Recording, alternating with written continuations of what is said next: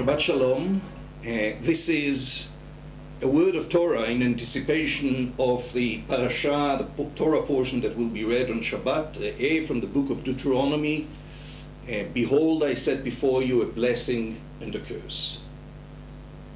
And I'm going out of my way in sharing some words of Torah because as Israel is fighting on the border to safeguard the security of our people and the country, we also have an internal front of an ugly rising head of hate speech, of racism, of violence, which is so threatening that President Rivlin, the newly elected president, chose in his maiden speech to state his commitment to fight violence and racism as one of the three key points he made in that maiden speech.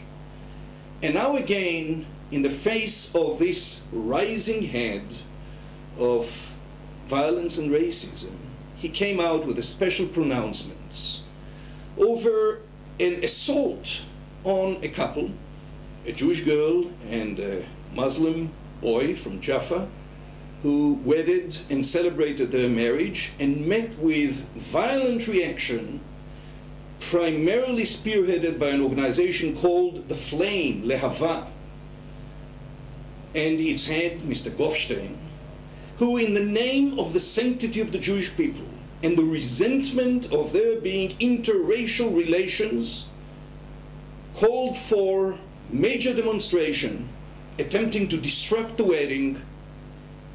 And you will not be surprised that as that demonstration was waged, there were many that shouted, "Death to the Arabs, death to the Arabs."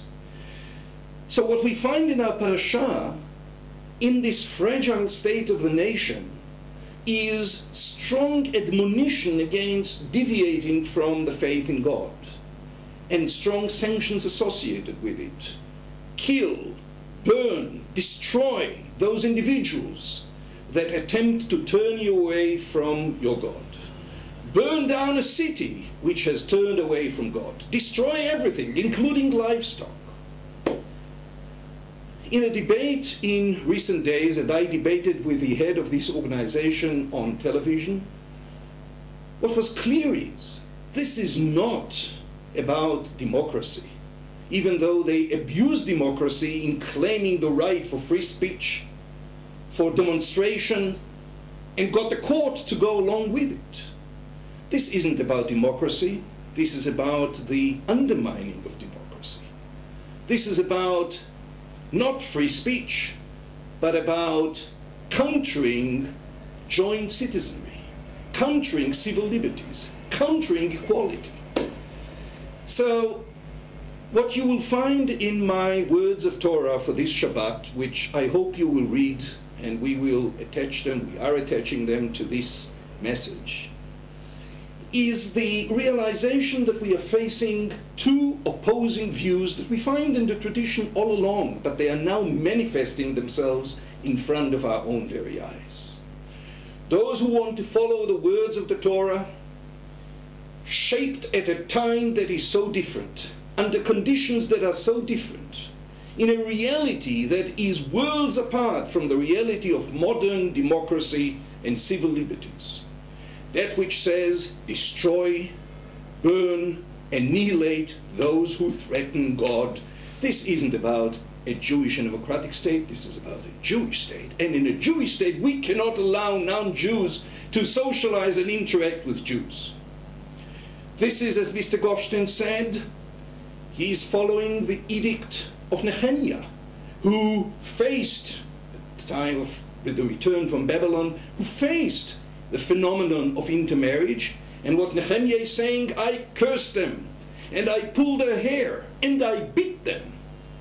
And what Goffstein and Lehava are saying is, if cursing and rebuking is not enough, then beating may be necessary.